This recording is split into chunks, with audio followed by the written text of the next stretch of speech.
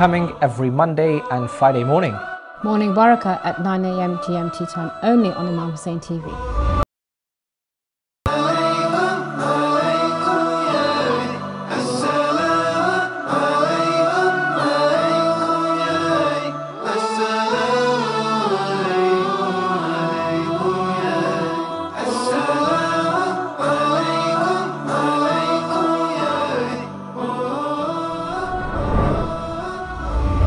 Assalamu alaikum and good morning, Jum'ah Mubarak to everyone watching this morning. Yes, we do hope, inshallah, that your Jummah is filled with as much barakah throughout the day. And it's the start of Rajab. The Holy Prophet has said, whoever fasts a day in this month will be granted great reward from the angels. And it's extra special today because it's the birthday of 3 Imams. Brother Ali, do you know which ones? Yes, the births of Imam Ali alayhi salam, Imam al-Jawad alayhi salam, and Imam al-Baqir alayhi salam. Are you going to be celebrating today, inshallah? Inshallah, why not? But God, peace and blessings be upon them all. That's correct, and you're absolutely right. So I'm giving a clap. I will be reading the du'as and hope to attract the barakah of this important days. Brilliant, brilliant. It's really a very important and a special time. And if you're watching this morning, then we hope our show really increases your barakah in the month of Rajab. We'll be speaking, speaking of barakah, we have a great lineup for you today. We have Sayyid Jalal in the studio with our very important Holy Quran recitation with ayahs from Surah Rahman. Excellent. And straight after that, we have Brother Ibrahim on the couch with daily du'as, which will include a beautiful recitation and explanation about Dua al-Faraj. Dua al-Faraj. We also have a psychotherapist, Sister Baraka, dropping by to discuss a very important topic which affects a lot of individuals in our community, and that is grief. Yeah, it's definitely something that we look forward to discussing, and a heavy topic, subhanAllah, with vital information. It's all you need to be aware of. And today we also have your health questions and queries answered with Dr. Yasser Madni. And today we discuss the importance of healthy lungs. Very important. We also have your fiqh questions and queries answered by our very own Sayyid Ali Nawab regarding parenting. So I'm really looking forward to that part of the show. Excellent. And for more information regarding the competition in regards to a ziyarah being recited on your behalf, more details with Mustafa. The holy city of Karbala is home to tragedies, heartbreak, as well as treasures and wonders. Millions from around the world come to this sacred city with their prayers and tears. As well as being home to Imam Hussein Media Group, it's the home and resting place of Abu Abdullah al-Hussein and his brother Abu Fadhil Abbas alayhum as-salam. Imam Hussein sacrificed his life for the sake of truth and preservation of the religion and teachings of his grandfather Muhammad, peace and blessings be upon him. Imam Baraka says, order our Shia to visit the shrine of Imam Hussein alayhi salam, since doing so increases sustenance, extends life, removes evil, and that visiting the grave of Imam Hussein alayhi salam is a duty upon every believer who believes in Imamate from Allah Almighty. So we invite you to come to Karbala and come to visit your Imam and perform ziyarah. Unfortunately, not everyone can come visit Imam Hussein. Not everyone has the ability or opportunity to visit regularly, and that's why Morning Baraka is giving you the opportunity to perform ziyarah from your very homes. We want you to send in your du'as and names of your loved ones so we can recite the ziyarah of Imam Hussein alayhi salam on their behalf. Maybe you have a loved one whose name you want to put forward, a marhum who would benefit, or maybe you miss Karbala and yearn to see Imam Hussein, peace and blessings be upon him. Why not send a small message or a dua for us to read here in the holy city of Karbala? Whoever's name you put, whatever dua or small message you have, the Morning Baraka team will pass it on to our team here in Karbala, and we will recite the ziyarah, read the message, and broadcast it on Imam Hussein TV3. Send in your names, du'as, and small messages to Morning Baraka at @imamhussein.tv, or messages or leave a comment on any of our social media platforms. We look forward to hearing from you, and may Allah and the Ahlul Bayt accept all of our a'mal and our ziyarah, inshallah. Yes, to kickstart today's program, we have a jam-packed show, but to really kick it off with the blessings of the holy recitation of the Quran, of course, Sayyid Jalal Ma'soumi will be joining us. Sayyid Jalal, assalamu alaikum. Assalamu alaikum wa rahmatullahi wa barakatuh. Yes, so Sayyid Jalal, inshallah we will hear from you, but I believe that you're reciting from Surah Ar-Rahman, verses 1 to 16. Yes, inshallah. Brilliant, so please, we look forward to hearing from you. Thank you. أعوذ بالله من الشيطان الرجيم.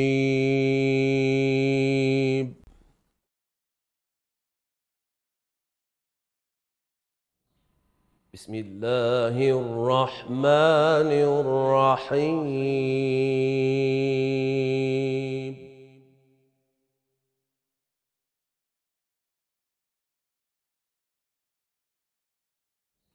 الرحمن علم القرآن خلق الإنسان علمه البيان.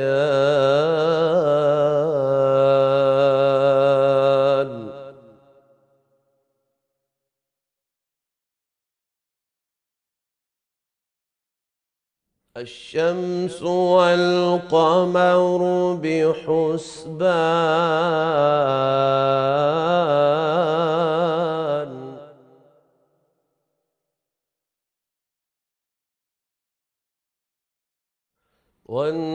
والنجم والشجر يسجدان.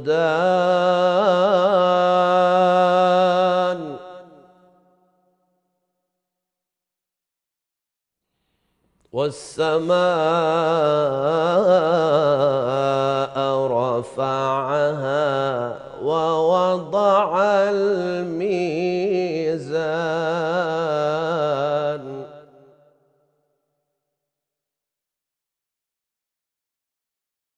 ألا تطغوا في الميزان.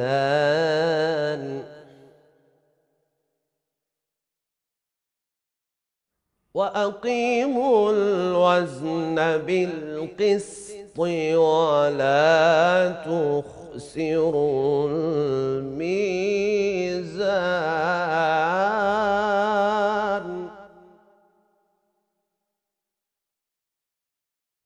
بسم الله الرحمن الرحيم.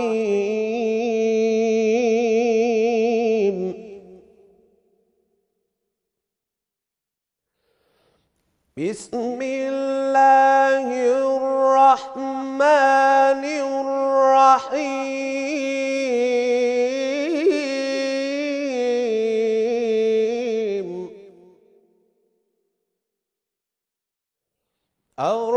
الرحمن علم القرآن خلق الإنسان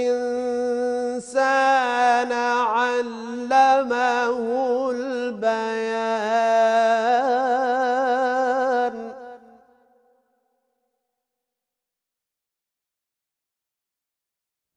الرحمن علم القرآن خلق الإنسان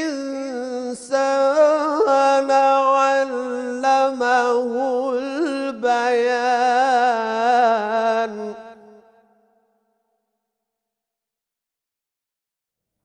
الرحمن علم القرآن خلق الإنسان علمه البيان.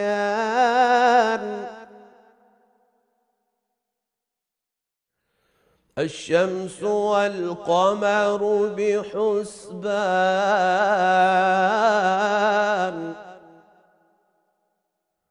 والنجم والشجر يسجدان.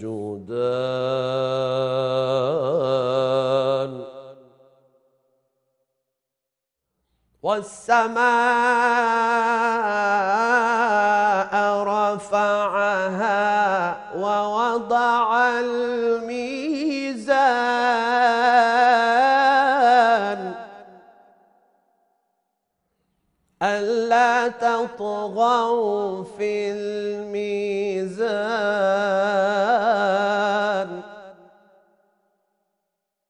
وأقيموا الوزن بالقسط ولا تخسروا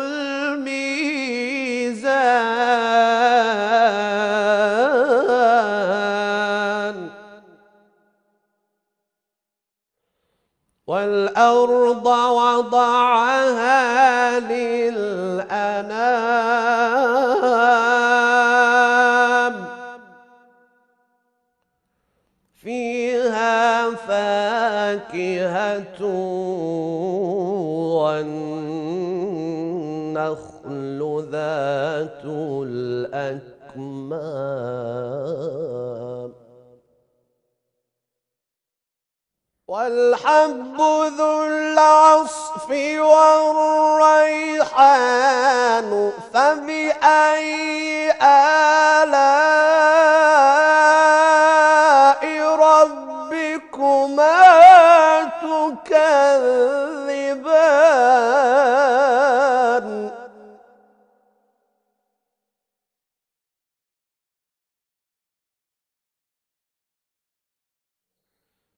والأرض وضعها للأنام فيها فاكهة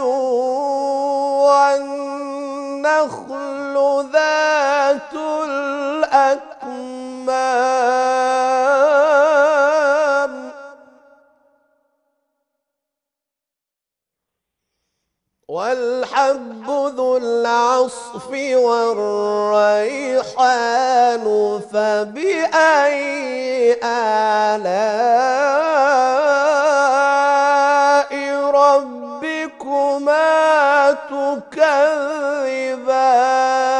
تكذبان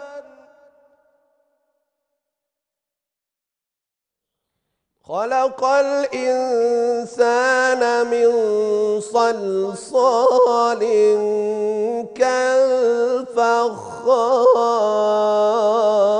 كالفخار وخلق الجان من مارج من نار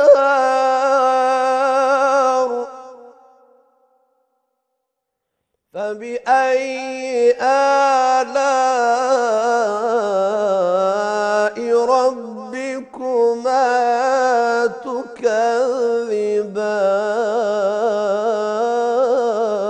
تكذبان صدق الله العلي العظيم اللهم صل على محمد وآل محمد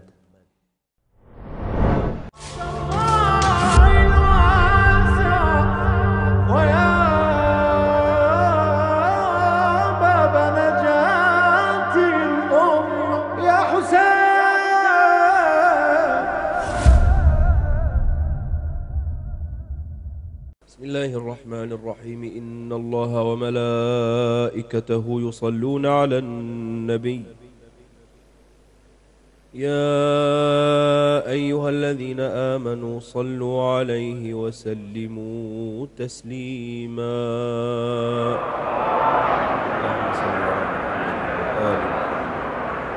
سبحان الله والحمد لله ولا إله إلا الله والله أكبر ولله الحمد الله أكبر الله أكبر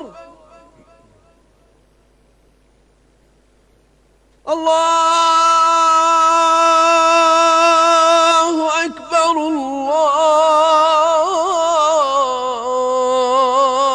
الله أكبر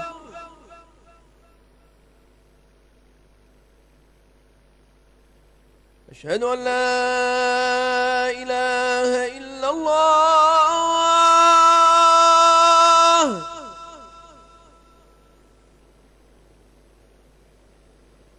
أشهد أن لا إله إلا الله.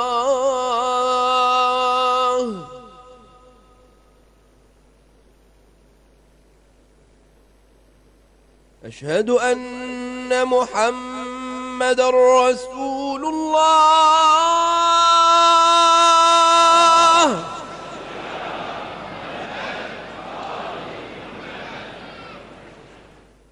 أشهد أن محمد رسول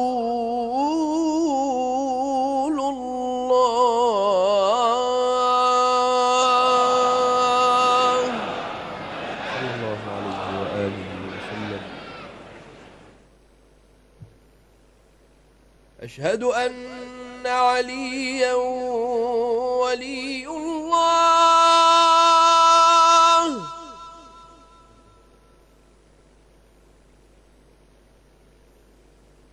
أشهد أن عليا أمير المؤمنين وأبناءه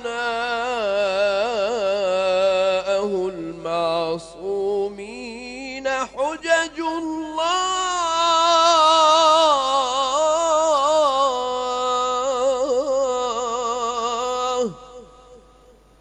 صلوات الله عليهم أجمعين. حي على الصلاة.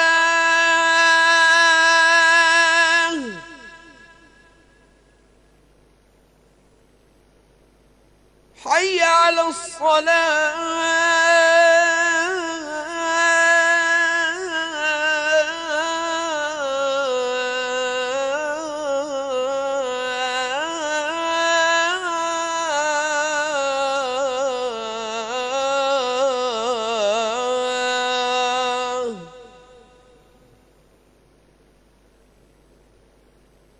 حي على الفلاح.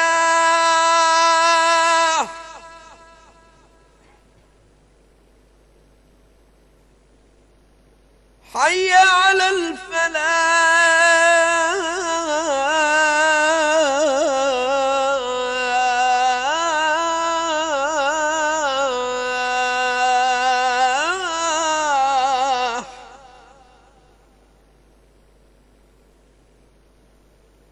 حي على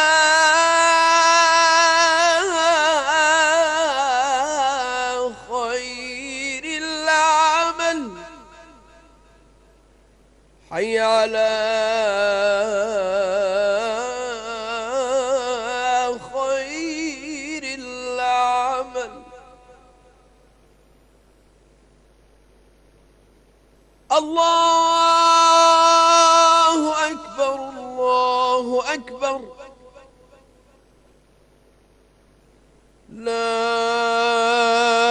إله إلا الله.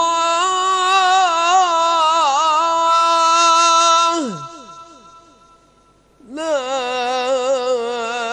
إله إلا الله.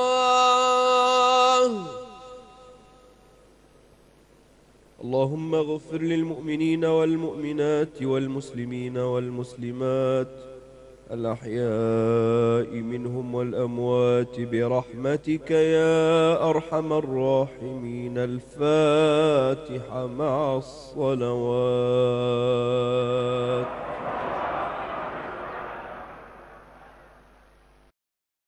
مكذبان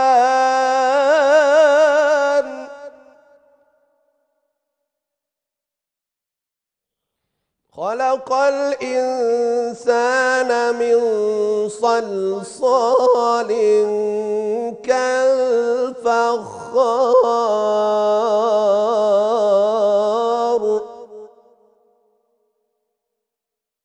وخلق الجان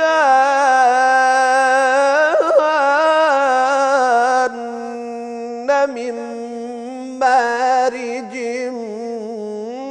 من نار.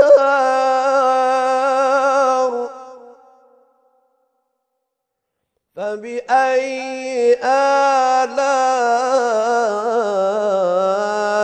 ربكما تكذبان.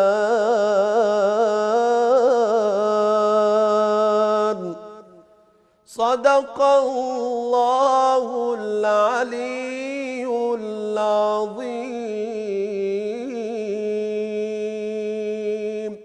اللهم صل على محمد وآل محمد. Yes, many thanks for your time and your wonderful recitations, Sayyid Jalal Ma'soumi. Really, really appreciate your time.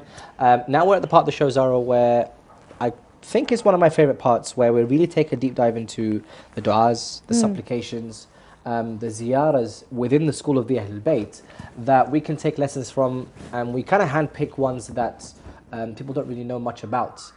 Today, on the contrary, it's a dua that we've chosen that everyone knows about, but because it's Friday, we want to shed light on some aspects of this dua that perhaps can make you think, oh, I didn't know, and maybe get some thoughts going regarding the dua. So Zahra, myself, and yourself, I keep saying myself and yourself, but we are going to be welcoming Ibrahim al-Ansari onto the show. Ibrahim, assalamu alaikum. Alaikum assalam wa rahmatullah. How's everything? You okay? Alhamdulillah, how about yourselves? Alhamdulillah, good, thank you. Sorry, I've got my mouth full of chocolate, so I'm not talking, but welcome. It's your energy for the day. Absolutely. Thank you so much for joining us once again. Thank you very much for having me once again. And so, yeah, as Ali's saying, that we are hoping that you can shed some more deeper wisdom into Dua al-Faraj. Yes. Yeah, what's your actual thought of it? And Okay, so Dua al-Faraj,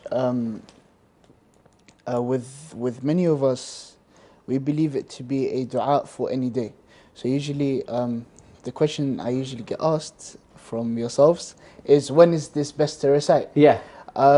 Now, in fact, it was actually, it's in the books when it's narrated. So, for example, Al-Kulayni narrates it in Al-Kafi. It is narrated in Kitab al-Isbah and in another book, I believe, which I cannot remember at the moment, where they narrate it from the Ma'sumin. They don't actually specify which Ma'sum it is. right. In all of them, they state from the infallibles. We narrate this from the infallibles. We narrate this from the Imams. Right. And it comes in to be the dua to be recited on the night of the 23rd of Ramadan, which is Laylatul Qadr. So it is best to recite it then. Then it carries on, sorry. No, go ahead. Then it carries on to say, however, you could also recite it in any other night in Ramadan. So here I stopped for a second. I said, well, we recite this every day, so Yes. where did we get this from? But then it carries on. In fact, it adds, in fact, it is also good to recite it for your whole life. Wow. It literally says this, لِلْعُمْرِ كُلُّهُ.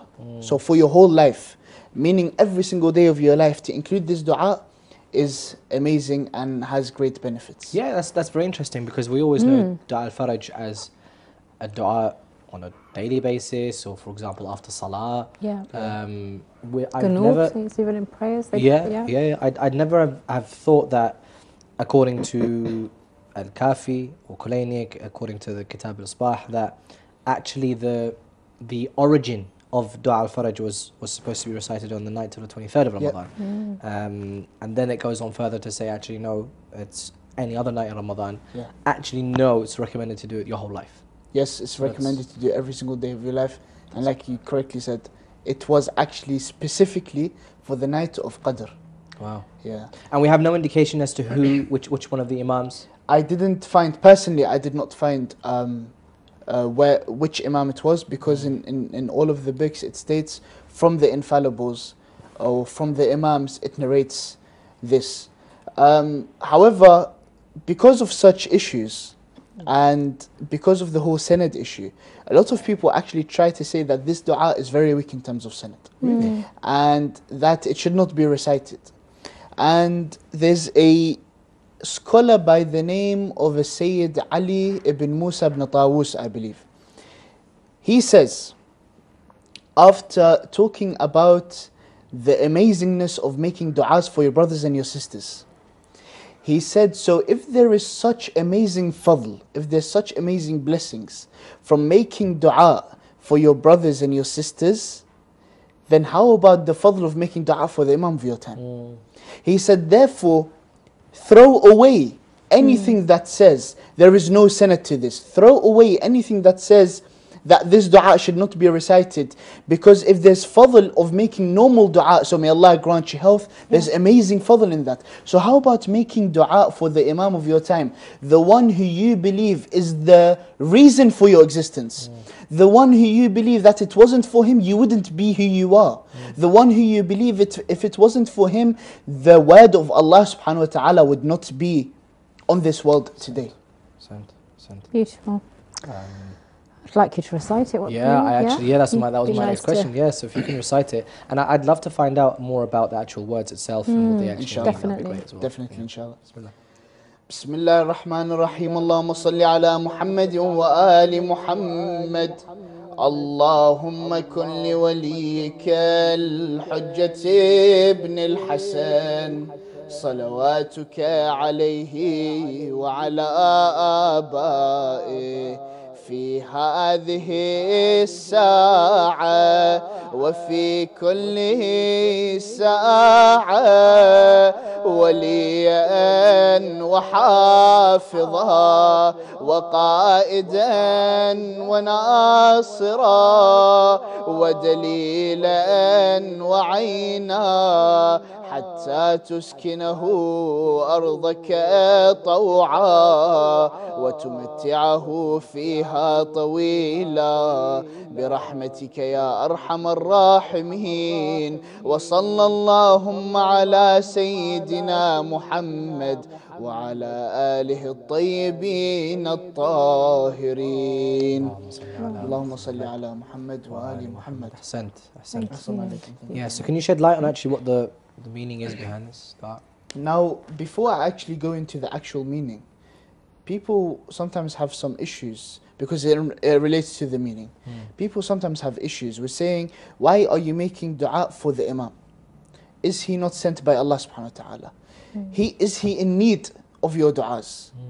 And even in the person, the scholar I just mentioned earlier, Sayyid Ali ibn Musa ibn Tawus, he says, and do not think that I am saying this because the Imam is in need of your du'as. Then he says, hayhat, he will never be in need of this. It is impossible for the Imam to be in need of our du'as.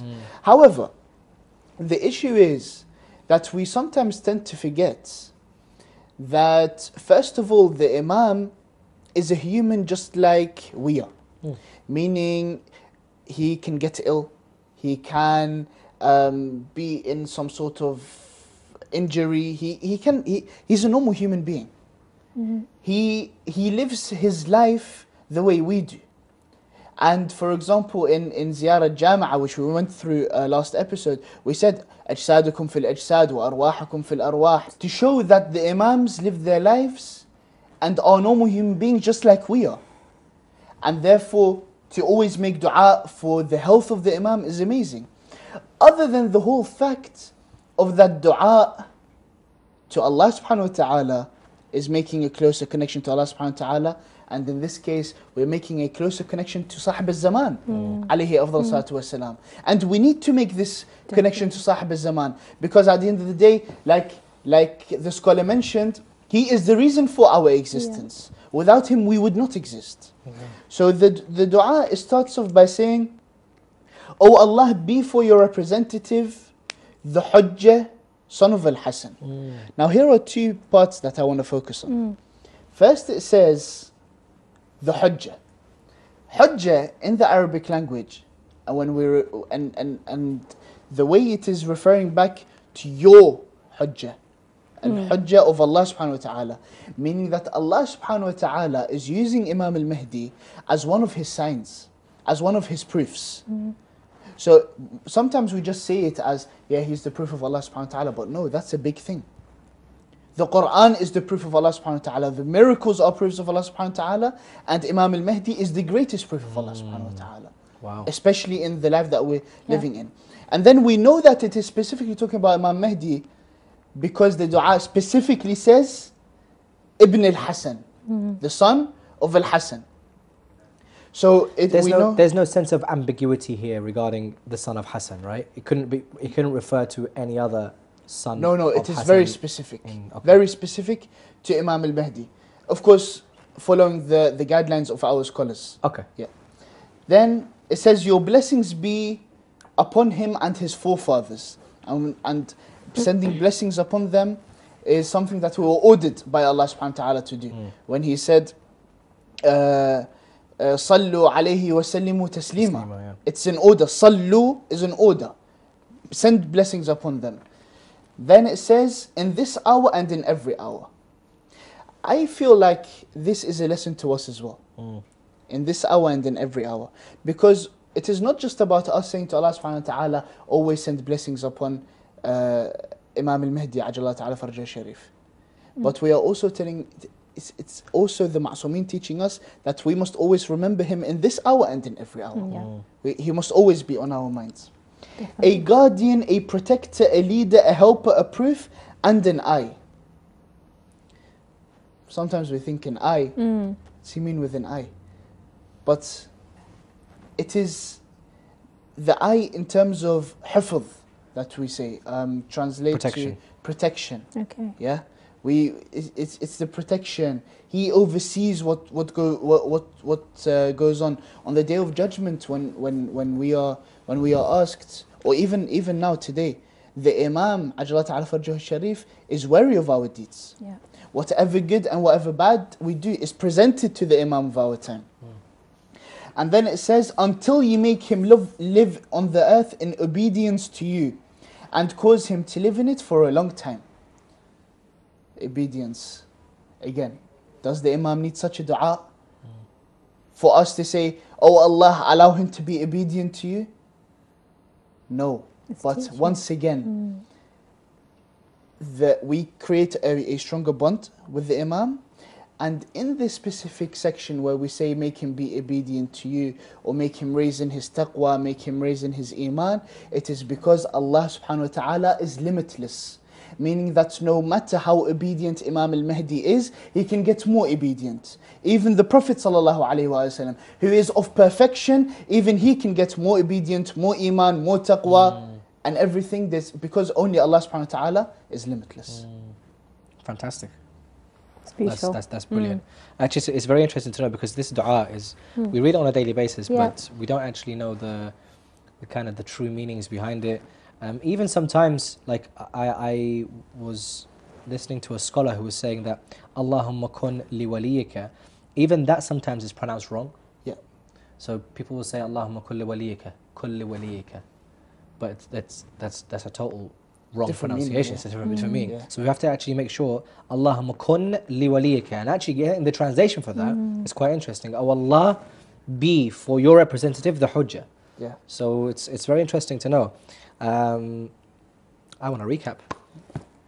I've taken some notes. I think there's got like 2 or 3 minutes left. But, before we go to the recap, so we're asking for this connection, but do you think that, I remember seeing sort of like the benefits of reciting this, that, you know, numerous. Do you know any that are particular prevalent to this dua, if we recite it?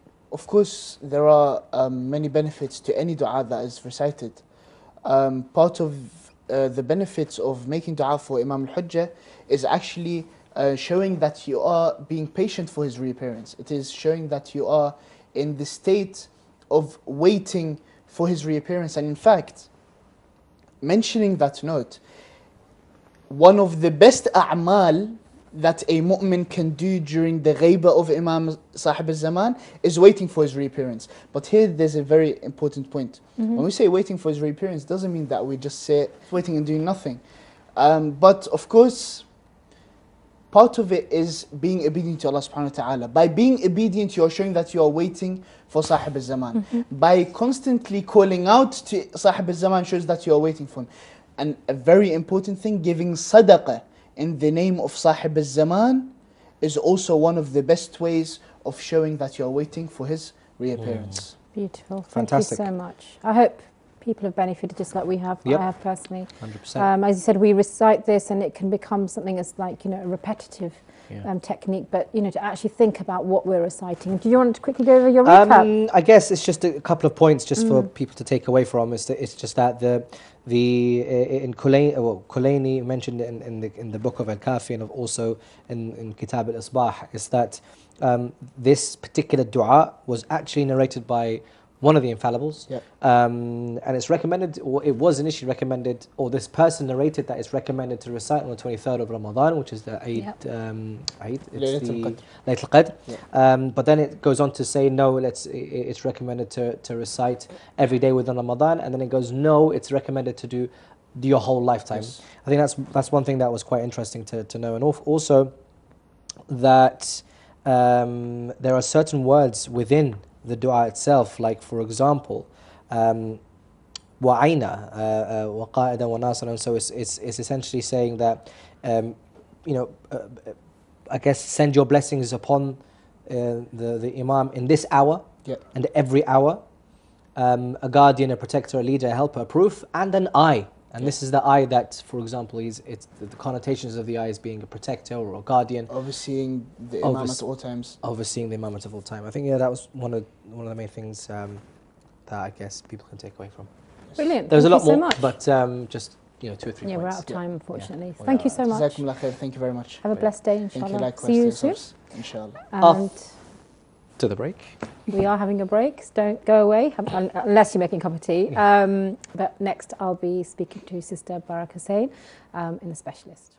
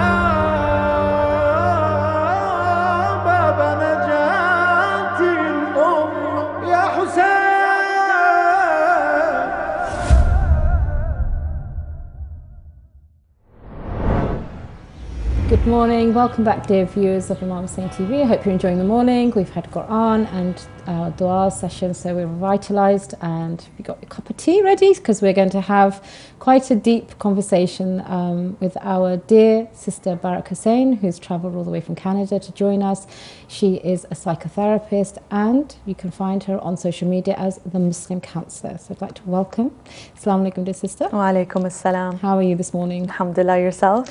Good, thank you. We are going to be, as I mentioned to the viewers, we're going to talk about something that I suppose most of us go through in life, if not everybody, and it's about grief and the loss of a dear one, and that loss can be in any capacity. But really, rather me introduce it, I'd really like to hear sort of your experience and how you would go, because there's several stages and we all respond and react differently. So, of course, what would you say, sort of, how would you want to help our viewers to sort of, who may be going through something grief now, somebody's ill, may not be living for long, what's the different types of bereavement and grief? Big question. I'm hoping lots you're going to break answers. That down. And, inshallah, I'll do my best, inshallah, with Allah's tawfiq. It's, everybody responds differently, and what we need to understand that it's a normal response. Your response could be different from the next person, yet that's still normal to you. So we don't know how to respond. A lot of people, when they hear about a loss of a friend or a friend of a friend or family, they don't know what to say. It becomes very awkward. You don't know how to comfort. You don't know, how, what's appropriate to say, what's not appropriate to say. So we'll get to that a little bit later. Just the person who is experiencing a loss of a dear one, and a loss may not necessarily be death, by the way. It could be the ending of a relationship, a marriage, or a friendship. There's a grieving process there as well. There's sadness involved, unless it was you know, an unhappy relationship and the person's happy to get out of Yeah. it, that's a different case, of different, course. yeah. But there are stages, phases rather, that But people even, could sorry, experience. I don't mean to interrupt you, but even in the stages where you've lost a friend or you've come out of a relationship and you're happy that it's ended, but there's still a point where that was right for you, and perhaps, you know, you're still going to go through something, aren't you? Of course. So it's not that we Yes. should just think, oh, you're happy, but no, it's interesting because I think we often overestimate our emotions. So Yes, I mean, you may not necessarily want to get back together with that person if you experience sadness, because it's an ending, and there is a sadness to, excuse me, there is a sadness to endings regardless. So that's again normal, and you may experience that, you may not. It really depends. And so when we take a look at that grief compared to the grief of somebody that who's no longer coming back because they've passed on, as we were saying, there are different stages to that. At first, usually people tend to experience denial, the shock, rather, shock that this happened, especially in sudden death, especially if it was unexpected, car accident, or somebody's taken their own lives, suicide, which is happening, unfortunately, in our community. and we will be talking about that, viewers, in the future episodes in the morning, so please do keep tuned with these episodes. So, Yeah, this is an important topic that we absolutely need to explore in our communities. So the sudden death could produce that initial shock. I find within our Muslim culture, we have strategies to deal with that. Right away when we hear something like that, what do we say? Inna lillah wa inna ilayhi raji'un. We are from God and to Him we return. We say that because that is haqq, that's the truth. Yes. We are all going to taste death. We will all experience it in some form or another, whether it's the loss of people around us, ending of our lives as well. So it's very much a part of our culture and our awareness, especially when you look at majalis. The grieving that we experience there in Muharram and different mourning times throughout the year. It's part of our Islamic culture, especially the Shias. So it's a part of our lives that we know this way because we're commemorating deaths of loved ones from long ago, special people, imams in our lives. But it's different when we experience somebody that we know personally. But we use the strength and we use the perseverance and patience from the majalis, let's say, to apply here. And I find that a lot, especially with the older generation, they draw upon that to help them with that.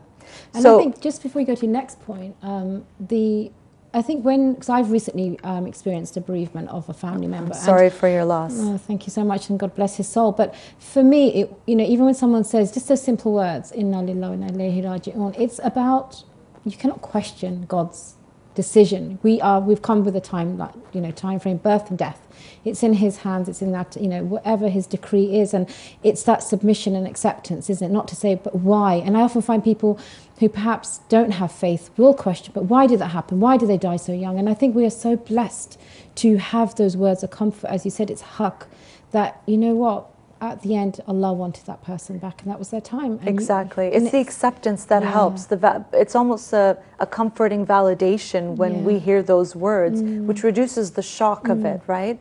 Some people get into the denial, which is why you hear the question, why? So denial is also another phase that people can experience, especially when we lose young ones. So is it shock? Shock, and then denial. Right. These are, I would say, phases. They're not necessarily in that order. Everybody will Right. experience them differently, but these are some of the phases people could experience. And it's so good shock, to recognize it, isn't it? If in somebody you think, okay, that person's in that stage. maybe they're in that stage. Denial. Yeah. That no, they're going to come back. They're going to answer my message, return my call. I expect them to come in through the door. It's hard. It's hard. It's painful to experience that, but again, it's part of those phases. Some people could experience anger. Anger. I've heard people say anger towards God. Right? Anger towards the universe, anger towards the tragedy that took place, or or the person that caused it, if it was a car accident, for example. Just angry at everybody. Again, with the question of why, right? Like, why did this happen so suddenly, so young? Why is my mother no longer with me?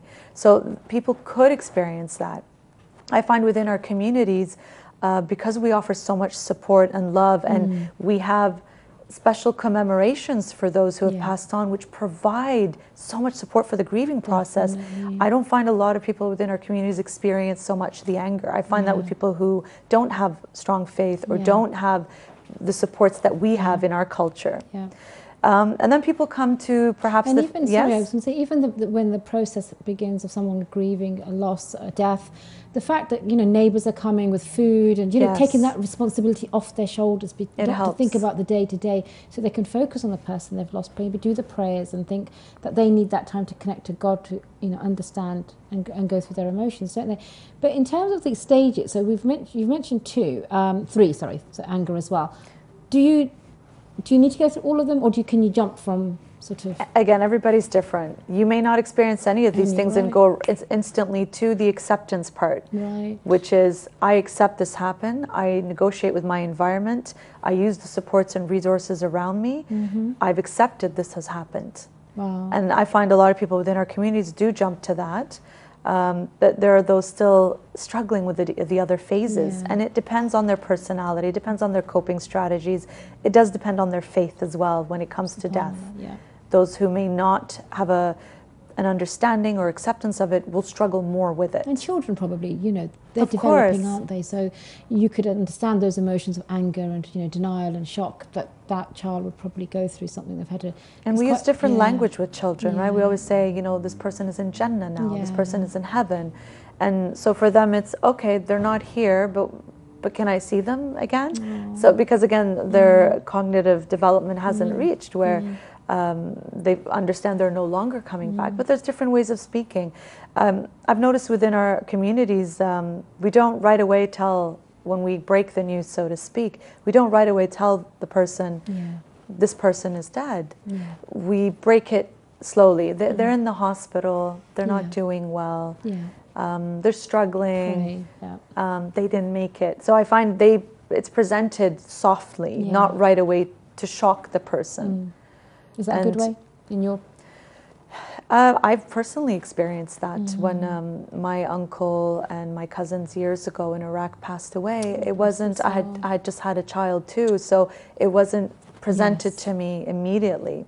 With my cousins, I remember that. It was softly and slowly, because they didn't want me to react in a, especially vulnerable, you know, after childbirth. The experience with my uncle was when I was actually in Iraq. I was living there after I'd graduated university, and the news was he had gone to visit his daughter in another city and had come through Baghdad and was going to visit me before heading back to Karbala. And so Karbala kept calling, has he come to visit you? Has he come to see you? I'm like, no, we didn't even know he was coming, but he hasn't come back to us. So I recall myself and my male cousins, they said, you're staying home. I'm like, no, I'm Canadian, I'm coming with you. We don't stay home waiting for news as women. We went around hospital to trying to find him. So I recall afterwards, my cousins did find him, but he hadn't made it.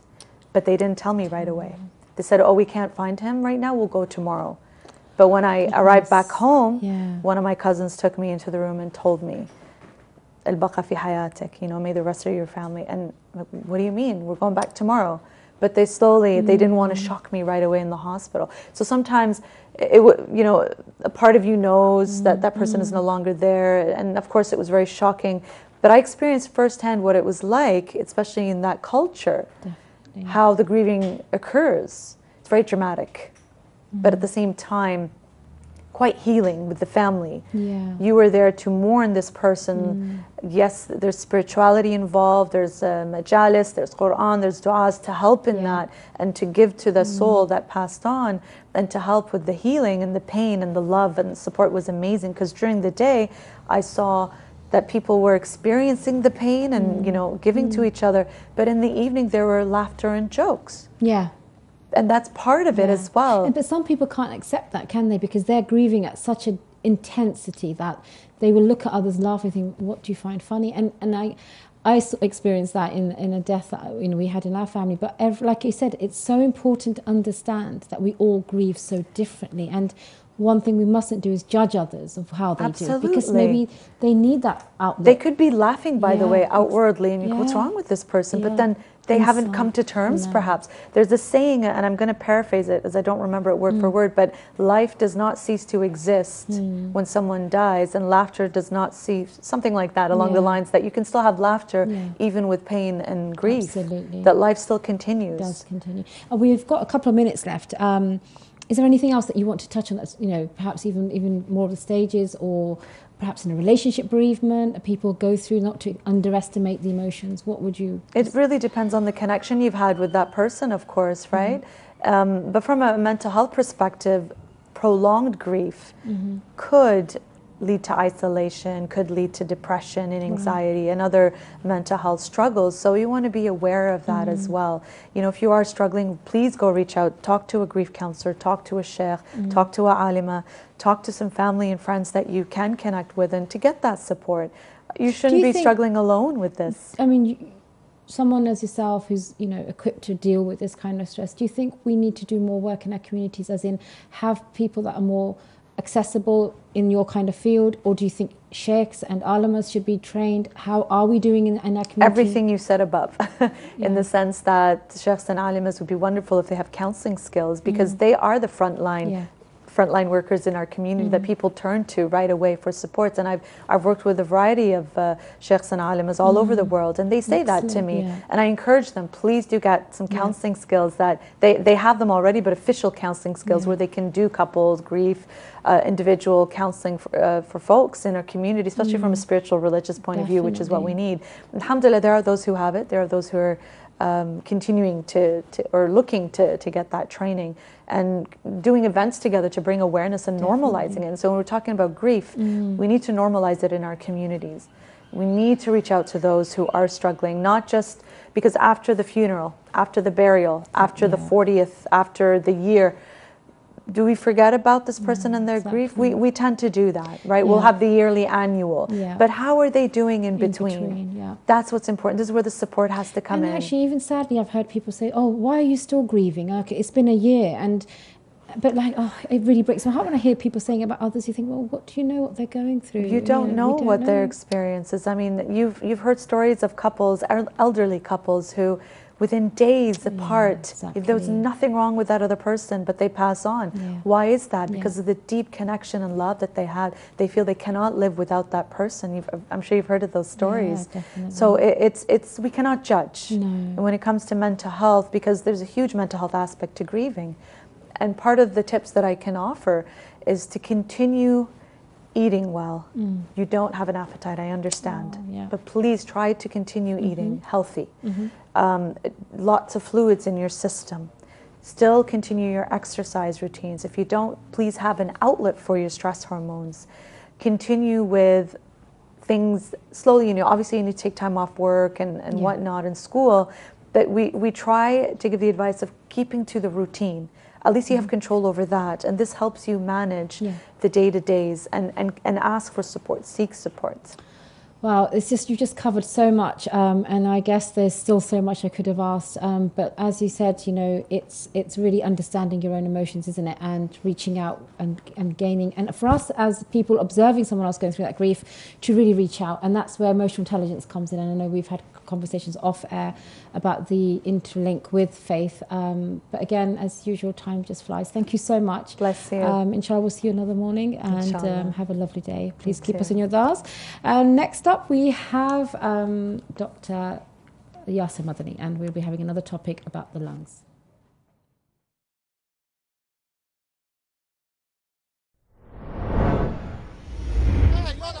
Caught for raping English girls.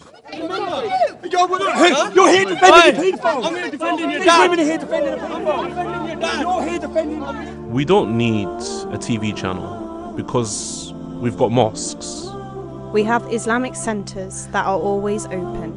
We have schools teaching Islam. Hijab is part of a school uniform. Islam has come and it's established here in the West. And everyone's happy. They love us, our food, our fashion, our culture. The media is always on our side. We've got plenty of English speakers, plenty of English books, and plenty of places to go and learn in the English language. Let's be real. Let's get active. Be more involved. www.imamhusseinfree.tv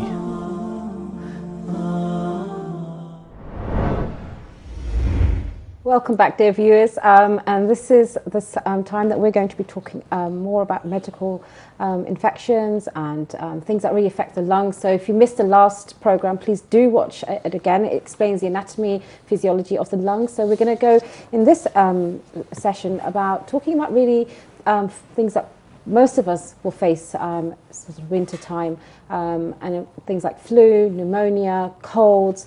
And we are very blessed to have with us, join with us, Dr. Syed Madani. Welcome. Assalamu alaikum. Alaikum assalam wa rahmatullahi wa barakatuh. Thank you so much for joining us. Thank you for inviting me. It's a pleasure to have you. Absolutely. And just to echo the words of Zahra as well, make sure that you do watch the last episode with Sayyid Yasser, because it kind of gives you the foundation of what we're going to speak about for the rest of the episode. So, as she mentioned, yes. Have you had flu this year? Have I had flu this year? Oh, well, a cold. Coincidentally, man cold. No, coincidentally, we're going to be talking about Iraq in this episode, because we talked about this before we went on air. And I came back from Iraq just not long ago. Right. And yeah, I had this really, really bad flu. I'm not sure if it was directly from Iraq. I probably think it was. I came in for about 2-3 weeks. I still had the symptoms. I didn't really want to take anything, didn't want to go to the doctors, because I know it's just one of those things. However, you kind of get worried after a while, because if it's 2-3 weeks, your voice is still not good, and you still have, for example, runny nose. You feel like maybe it's something that you need to get checked out. But alhamdulillah, it's all So good. to give Ali his consultation now, we will Yes. refer to the expert Perfect. for your man flu. Yeah. Is there such a thing as man flu? Anyway, no, general flu. بسم الله الرحمن الرحيم الحمد لله رب العالمين والصلاة والسلام على سيدنا محمد وآله الطيبين الطاهرين اللهم صل على محمد وآل محمد. What's the real question? The real question is flu. So we're talking about things that are kind of the everyday common illnesses that affect the lung, or the lungs, because there's two of them. We found out from the past episode, but yeah. Tell us first. I think it was the cold, the common cold, flu. What can we really do to what causes them, and I guess what can we do to help treat them, and to avoid sort of. Like I said in my intro, that A&E, GPs, these are all places where people turn up. So what is it that are we doing the right thing as patients? Yeah. So the common cold, let's just distinguish between common cold and flu. They're both, flu is just short for influenza. They're both viruses. The flu is caused by the influenza virus. There's different types, A, B, and within them there's different strains. And then the common cold are due to more benign viruses, if you like. Less serious than influenza, such as adenovirus, rhinovirus, coronavirus. There's a long list of viruses. So the common cold often just causes symptoms such as runny nose and sore throat, and just feeling a bit groggy, maybe a bit of laryngitis, pharyngitis, which is inflammation of the throat. And it can then lead on to ear infections as well, sinus infections. Very rarely can lead to a viral meningitis, which is not the serious type of meningitis. But it's mainly up here. It's ear, nose, throat, if you like. Influenza actually can make you generally unwell. Again, runny nose, sore throat, cough. You can have a cough with common cold as well. Phlegm. But you generally feel run down. Which one is the one that gives you a bit of a fever? You so feel they cold, can both but give you're you not. fever. Oh, okay. But more so with influenza. Right. Influenza can just make you feel listless, very tired. Yes. And one of the things that often distinguishes between the two is, with the flu, you just feel like you can't get out of bed, or you can't go to work. With the cold, you can probably just crack on and go to work, etc. The flu can also cause other symptoms outside of the ear, nose, and throat. It can cause diarrhea and vomiting. It could, can cause headaches as well. And your immune system is going to be quite busy trying to fight that cold. And therefore, people that are at risk, which we'll talk about shortly, if they get the flu, they may get superimposed bacterial infections on top. All right. So they are at risk of getting a pneumonia in the lungs on top of the flu. They may have even pre-existing lung conditions, which already put them at risk of pneumonia, let alone the influenza. So there's a double hit, if you like. So it's normally a self-limiting illness, and the virus dies on its own. There's no treatment that will kill the virus. There are some treatments that in some situations we can give, such as Tamiflu, for example, in the case of influenza, not the other viruses, which will reduce the duration of the illness, but will not kill the virus as such. And actually, those antivirals, if they're not started within about 48 hours, there's no point taking them if you present later than that to A&E or to your GP. So there's some simple things that can be done for both the flu and the common cold. And probably worthwhile doing those rather than trying to pitch up, you know, in A&E or actually waiting to see your GP. Because there's more important things that the GP will be seeing than the common cold. The flu, people can be sick with it, so if you do have certain red flag symptoms and you're very unwell with it, even if you're healthy and you don't have those risk factors, you should probably go and see someone, because you could develop a complication of the flu. But if you don't have those red flags and you just have a common cold, then simple things like bed rest, keeping well hydrated. One of the things that you can... Fresh orange juice. Fresh orange juice, absolutely, definitely, because, and literally that's what I do. Yeah. I squeeze the orange juice myself, or the oranges myself, and make fresh juice, because that contains a lot of vitamin C, which is very useful for the immune system. There are other things like onions, actually. In our cultures, we use a lot of onions and garlic. They're very good antiseptics. And in fact, some people, it's a bit gross, but some people actually cut an onion in half. Leave it in the room. Leave it in the room. Yeah. Because it sucks all the germs from around the room. You're coughing up all these bugs. 100%. Keeping the room well ventilated, so opening the window for all those germs to leave. Just getting a cup, hot water, lemon, ginger, and honey. Very good for the pharyngitis and the laryngitis, sore throat. Really soothes that. Just simple remedies from over the counter, a lot of which I don't believe in personally. Lozenges are good for the sore throat. Again, they last for a bit, and then you have to take another one. But all these things are self-help things. You know, they're just symptomatic things. None of them kill the cold. There's again cough syrups that you can buy, etc. I don't believe strongly in them, but you can use them. There's probably no harm. Ibuprofen probably has more evidence scientifically than all of these other remedies. Ibuprofen, as long as you don't have asthma or stomach ulcers or heart failure or kidney failure, ibuprofen is safe to take just for a couple of days. Not on an empty stomach after you've eaten. That's quite good for sore throat. Paracetamol is good for general aches and pains. Both are good for fever. So there's a lot that you can do without needing to actually go and see your GP about these things. And people should be doing that. Unfortunately, we block up our GP waiting rooms and our A&Es and urgent care centres and walk-in centres with things that don't need to be there. And all of that includes the common cold. So I guess what you're saying is, try to do the sort of treat it at home as much as you can. And if you develop certain red flag symptoms, then obviously consult your, the doctors. So say I start getting symptoms of flu or a cold, and then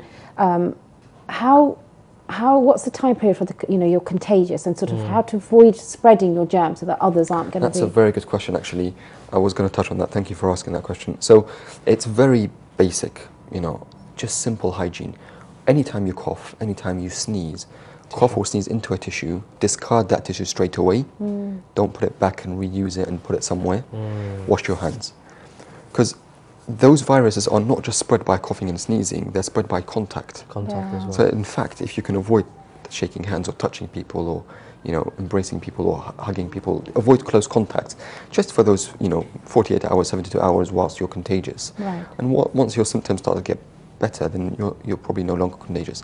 It's probably worthwhile avoiding contact with people that are high risk of having complications of the flu should they get the flu. Those people are pregnant women, all right? If you have a cold or the flu, yes, the cold is not as serious as the flu, but you may not know. The flu may start as symptoms of a cold, and some people find it difficult to distinguish. So it's easier to just stay away from people that are high risk, people above the age of 65, people that have long-term medical conditions, heart disease, lung disease, kidney, liver disease, diabetes, all of those things. To an extent can make your body weaker because they affect those major organs, but also they can suppress the immune system, relatively speaking. Anyone who is a transplant recipient, so anyone that has received an organ, whether it's liver, kidney, lung, heart, should by default be on anti-rejection tablets, which prevent the body from fighting that foreign organ, right? Those anti-rejection tablets suppress the immune system, so they are more prone to infections. So avoid contact with those people. Babies and infants as well, avoid contact with them because they're prone as well. And those are the major categories of people that are at risk. Avoid contact with them. Do that basic hand hygiene. If you have diarrhea and vomiting as well, probably avoid using that same toilet as the person. So use one toilet in the household if you have more than one, and let the rest of the family use another. Or clean the toilet after you if you can. Don't use the same towel. Whether you have cold and cold or diarrhea and vomiting, whichever. Don't use the same towel. Use your separate towel for the duration of the illness. Wow. So okay, cold, influenza. These are the kind of the symptoms. Is there something worse than that we need to consider? I think there was we wanted to. Yeah. So the influenza in itself, as we said, can predispose people to develop pneumonia. Those that are at risks, and I've just mentioned those categories of people that are at risk, and those even that are healthy. So sadly, we do see people die from influenza. Not uncomplicated influenza, those that have developed complications. Okay. Yeah. So influenza can lead into pneumonia, whether it's a pure viral pneumonia, the virus has caused the pneumonia in the lungs, or has led to a bacterial or predisposed someone to have a bacterial pneumonia. Either way, I mean, it's slightly academic, it's difficult to distinguish. You treat for both anyway, to cover the virus and the pneumonia, but that can develop into other complications such as respiratory failure. Right. Just before we go into pneumonia, what is it? What are the symptoms? Very good. So breathlessness, cough, phlegm. Cough and phlegm without breathlessness can just be the cold or the flu. Yeah. So don't get too alarmed just because you have a cold and phlegm. You're not going to die. All right. But if you start developing breathlessness, you shouldn't generally, in a young healthy person with no pre-existing, shouldn't generally develop breathlessness with a cold or just the flu that has not affected the lungs. Once you start getting breathless, you start worrying that something's happening in your lungs, such as a pneumonia. Chest pain. Chest pain is not a common symptom of pneumonia, but so by pneumonia, we should probably take a step back and define it very simply. It's just infection in the lung tissue and the air sacs getting filled with fluid and pus and what have you. Do you feel anything that your lungs So you don't normally feel anything, but as I was just about to say, if the infection is touching the pleura, if you guys and also our viewers remember from the previous episode, we talked about the anatomy. The pleura is the thin lining around the lung. If the infection is close to the pleura, it's touching the pleura, it can cause a sharp pain each time you breathe in. Right. But other than that, it doesn't normally cause pain. You don't feel the gunk and the secretions in your alveoli. If it's a bit more proximal, if the secretions are in your tubes, in your airways, you feel secretions in your airways, so you cough up phlegm often. You feel your chest rattling, you feel a bit wet. So that's another symptom of phlegm in the chest rather than phlegm up here. So those are the symptoms. And then if you have a fever which is not settling, if you're shivering a lot, if you're sweating a lot, these are other symptoms. Again, not every fever means you have a pneumonia. Probably most people that have fever just have the flu or the common cold. But certainly if it's not settling and it's a very high fever, 39 or above degrees Celsius, then you should, and definitely if you have underlying medical conditions, if you have a fever, you should probably see a doctor. Do you think that people sort of roll up into A&E and see their GPs because they're concerned that they don't know how to handle the flu, that they generally feel unwell, or do you think they worry about that it's something that's more serious than actually what it is, and there are sort of you explained what they can do at home, but do you think there is a concern that people think they're worse than they actually are? Because only because I work in we monitor sort of A&E attendances and things, and that it's quite fascinating to see the numbers that roll up in sort of the winter time. So what is the cause, do you think? So that's a very interesting question. I mean, the answer to that question is quite long, and I'm certainly no expert in this. But I think a lot of it is perception of the person. If a person is very stoic and blasé and I've just got the cold, I'll stay at home, like men often do when they have the flu, they stay at home and they're Can we give it a technical name, please? They're sensible and they stay at home rather than pitch up. I'm joking. But there's people that have a high degree of anxiety associated with either the flu or cold or health in general or life in general. And I'm not blaming them. Symptoms of breathlessness or what have you are unpleasant symptoms. If people can't breathe or have the chest pain, they might feel that they're going to die. So those symptoms, even in a healthy person, they should seek, because something could be going on. But I think there are many inappropriate attendances to A&E, whether it's colds or flu or other things, other minor injuries that can be easily sorted out, you know, at home or other things. So there are inappropriate attendances. And on the converse, there are people that don't present when they should present, and present when it's too late, or you know, they're very sick. The other red flags to mention as well, if pneumonia is an infection, and any infection, whether in the lungs or outside the lungs, can cause sepsis. Sepsis can be life-threatening. People die from sepsis. It's one of the major killers worldwide. Sepsis is the body's response to infections, and sometimes that response actually is damaging to the rest of the organs. The immune system becomes very active, and there's a lot of release of inflammatory mediators in the body, and in fact they start to, in some way or another, attack the body. So the kidneys start to shut down, the heart starts to shut down, the liver, the brain, etc. So sepsis needs to be tackled urgently with antibiotics and supportive treatment. And you know, one of the signs to look at is, you know, when people's hands go cold. That's quite a late sign actually. When the skin becomes mottled, when the person becomes confused, that means there's less oxygen or less blood going to the brain. When the urine output reduces, so they're producing less urine, or the urine becomes very dark, which suggests that they're dehydrated. Those are very serious symptoms. They probably need to, you know, get themselves to A&E straight away. All right. So those are things to be aware of. Thank you so much. We still wanted to talk about, you know, your adventures in Iraq and what you've seen there. Inshallah, but inshallah we will have time. As for now, once again, a very informed session for the viewers. And don't forget, if you do have a cold or a flu, stay at home. It's probably the best thing for you. And don't forget the onions as well. I'm only joking, but there's obviously there's more things. Well, to it consider. might work, mightn't it? So you know, we have to try. But yeah, thank you so much for your time. Thank you so much, Dr. Sayed. Look forward to the next session, and we'll continue this theme of lungs. So hopefully, do stay tuned. And as we were saying, do re-listen to the first show that we went through, sort of the background of the lungs and the function. So. After the break, we're going to be joined by Sayyid Ali Nawab for more jurisprudential fiqh issues. Stay tuned. We'll see you then.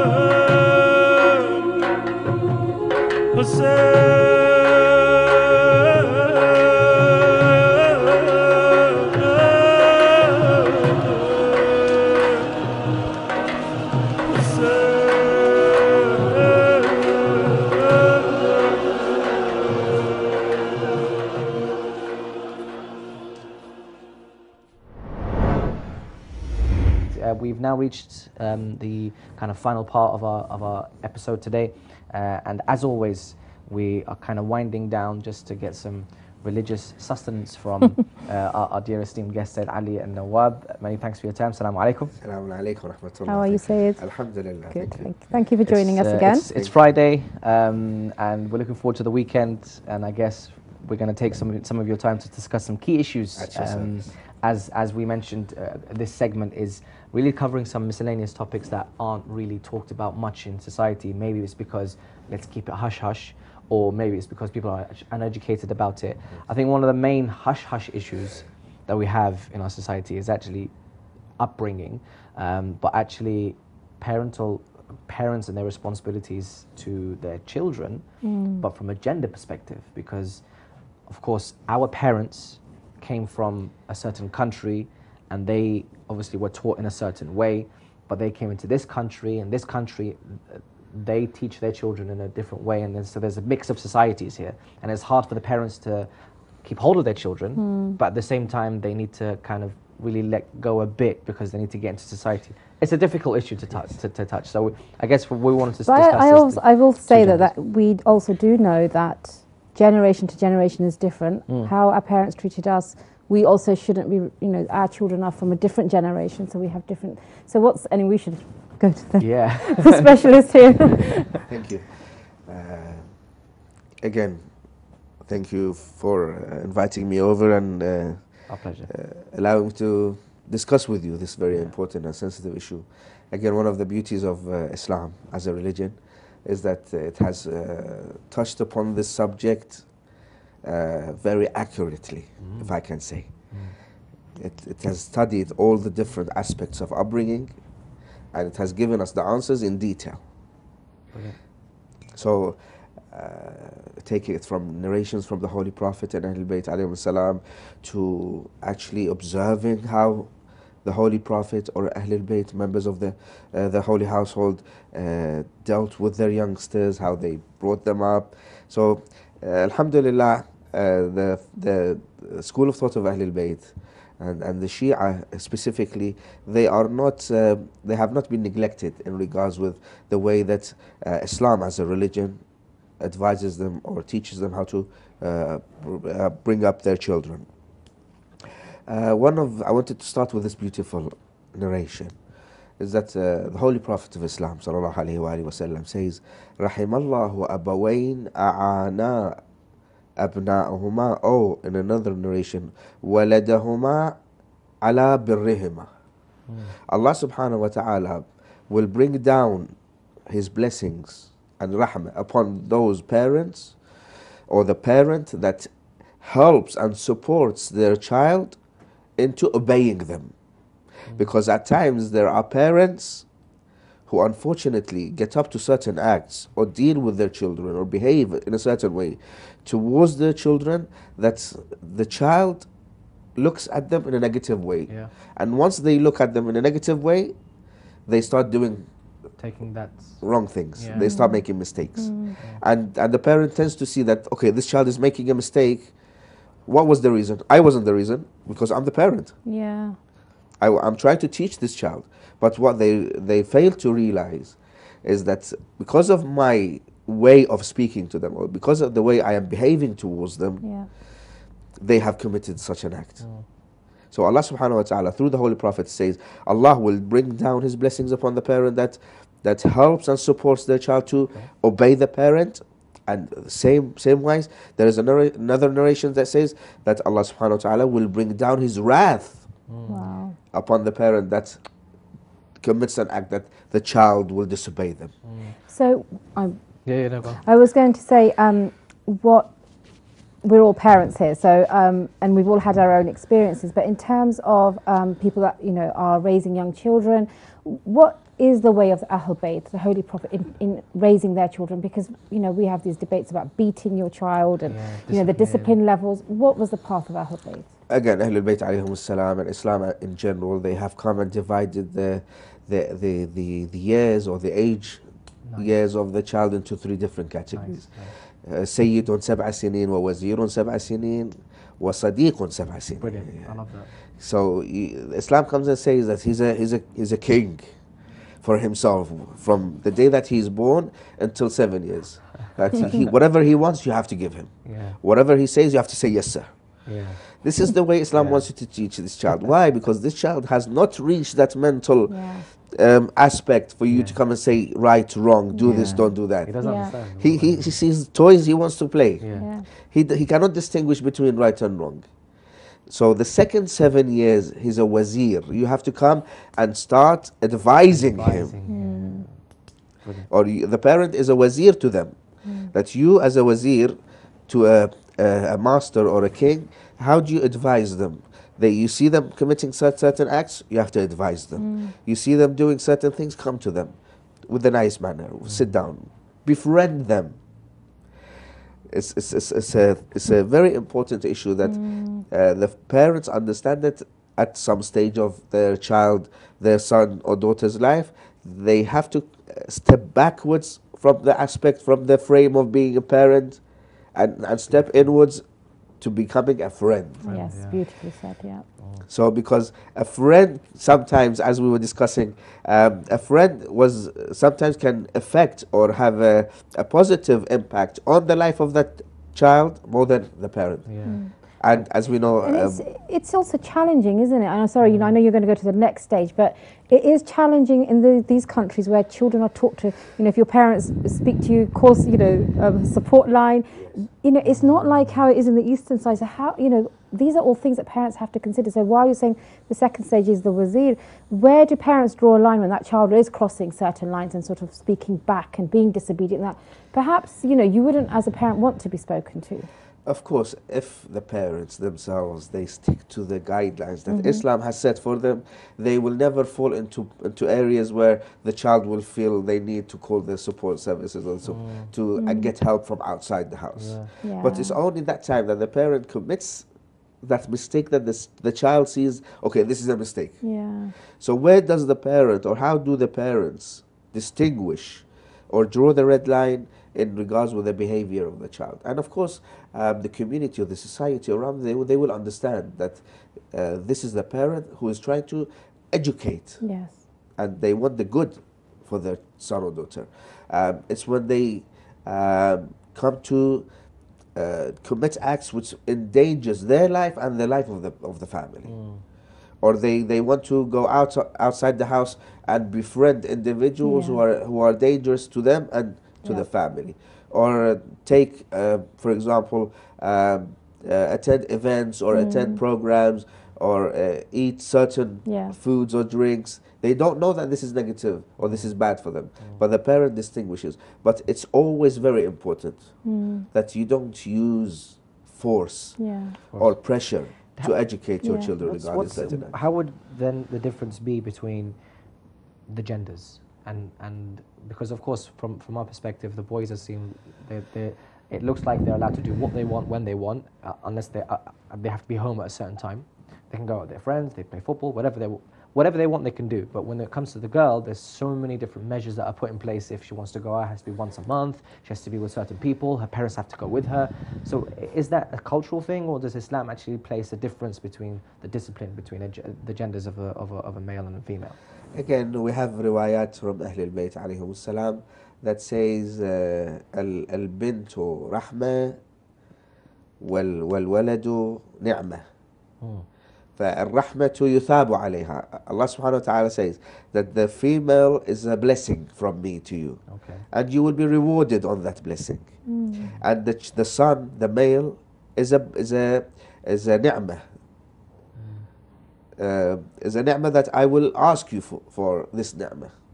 So the way that you bring up your son specifically needs to be in a way that when he grows up, he has to understand the responsibilities that fall upon him and how he is going to be required to get up to certain acts that the whole community will rely on. Okay.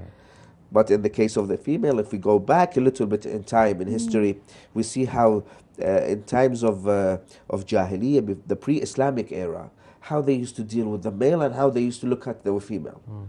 Here, Islam came and emphasized that the female, it's very important that the community and the family, the immediate family, look up to the female as they look up to the male. Because they used to see that the male is something positive in the clan, in the tribe.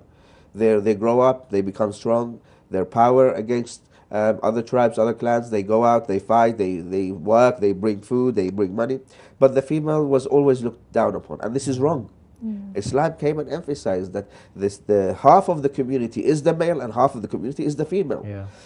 The female has responsibilities. So here the parents, they should be very careful once they are in that process of bringing up their children, especially when they have siblings, when they have children, male and female, that are the same age. Because they always look. How is my mother or how is my father speaking to my brother? Are they speaking to me the same way? Or when they bring gifts, or when they bring, for example, something, especially the daughter, when the father comes from outside, she is the first one that comes and receives the father. I have experienced this myself. I have a 4-year-old, a daughter, and I have an 11 to 12-year-old son. They are occupied. I'm not saying that they're neglecting their rights. They are occupied with doing something else. But that is that 4-year-old. She's very young, but she understands. She comes to the door and she says, "Daddy." She welcomes. She receives in her own way. I think for a daughter, her father is, the biggest role model in her life in terms of that love. And I remember with my own father, I was 1.5, he said run to the door when he would arrive. It's that natural instinct for a daughter. So mashallah, you're blessed to have that in your home. Alhamdulillah. So here again, Islam comes and says that the way that you bring up your son and daughter will show when they grow up. Yeah. If you have done a good job of bringing up that son and daughter, especially but by not letting them realize that you are differentiating between them. Of course, the mother here, Islam advises the parents to separate or to divide the responsibilities when it comes to upbringing the children. If you have a daughter, let the mother take care of that aspect. Of course, the father is very important for him to have a place in her life, but there are certain issues that the mother needs to take care of. Especially adolescence age, isn't it? Yes, of course, ahsantum. And the son, the father has to take care of. The mother has to do her duties and her obligation towards the son. But Islam comes and says, okay, there are some situations that you need to leave the mother to deal with, and there are some situations, no, leave the father to deal with. So Islam does divide the responsibilities, but here there are no levels as to or priorities to say that the female is has less priority than the male at home or has more priority. No, Islam looks at the male and the female in the same way. It's beautiful. Brilliant. I think that I'm just going to touch on that. And that's why it goes back to the family unit is so important, because those children, I've seen children that are opposite genders close to the girl would be close to a father before, say, 10 years old. The boys will be perhaps mummy's boys. And then they get to adolescence and then they go towards, I've got friends that say, my daughter doesn't even like me, she's with her dad. And I said, just wait till she's in her adolescence. She will need you as a mother to guide her through that stage. And boys need their fathers. And that's why it's so important that families are kept together. I know it's a different issue in terms of separations and divorces happening, but it impacts your children and their future. And like you said, at the end, when those children become young adults, you can look back and see what went sort of perhaps not right in their life, that they became maybe damaged adults, or not got the support from the parent that was perhaps absent, or and I think as a community there's a lot of support required there for those children that perhaps. Of course, the community and the society plays a very important role in supporting and aiding the parents to bring up their children. At the time of Rasulullah and Ahlul Bayt alayhim salam, Rasulullah educated the society in a way when they saw the son of a companion or the child of a companion doing certain things wrong, they intervened in a specific way, in a specific manner, or they used to get up to certain acts that the children in the community or in the society would learn from that act. And this was the case in the early stages of our lives, or our parents. They lived in a community or a society back home where the community actually done what they were required to do, because they realized that I, as a friend, or I, as a shop owner, that I am neighbor to that family, I also have a responsibility to look after my friends or my neighbor's son and daughter. If they used to notice that the son or daughter is getting up to mischief or wrongdoings, they used to inform the parents, or they used to come and deal with it in a specific way. So here the community have to play their role. That's a very important point, actually, because I think as parents, you may be busy with work and home life, and you don't always see what your children get up to. Sometimes you just need another pair of eyes. You do, and I think it's really important to beautiful points you raised there. Thank you again. I think we've come to the end of the show, and I think the overall message I got from that was that treat your children with love, mercy, respect, and inshallah, with the guidance that Ahlul Bayt have given us, and that's. Well, thank you so much. I think as the 3 pillars of upbringing is the 777. For me, that's perfect. Yes, and as I said, it's a very sensitive issue that needs more time. But unfortunately, we've run out of time. 7 years as a king, 7 years as a what's the last advisor, 7? and the 7 years as a friend. Yeah, that's when you want to beat them. No, I'm appreciate your time, Sayed. Of course, myself and Zahra really appreciate your time, and we appreciate the time of the viewers. It's Friday, so enjoy the day and enjoy your weekend. And inshallah, we'll see you in the next episode. Wassalamu alaikum wa rahmatullahi wa barakatuh.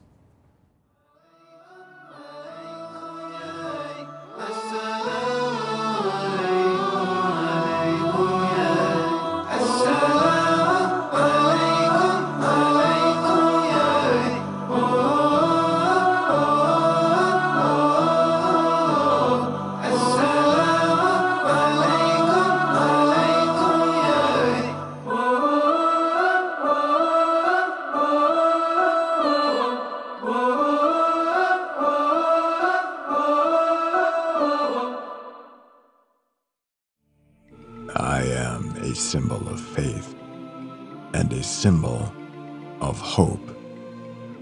None can compare to my splendor. Many travel miles from far and wide to see me. They come with their friends and family, some alone. I have the answers to their prayers. I am the key to their deliverance. They are mesmerized by my radiance.